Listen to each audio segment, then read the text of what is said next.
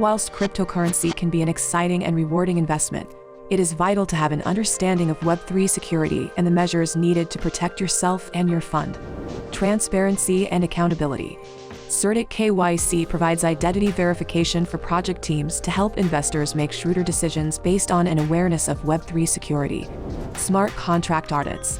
Check out the CertiK Security Leaderboard, which rates and ranks all onboarded projects in terms of their security. Authentication methods. In securing your accounts, you should set up two-factor authentication, so that a hacker would need to have both your password and the device to be able to access your account. Hot and cold wallets.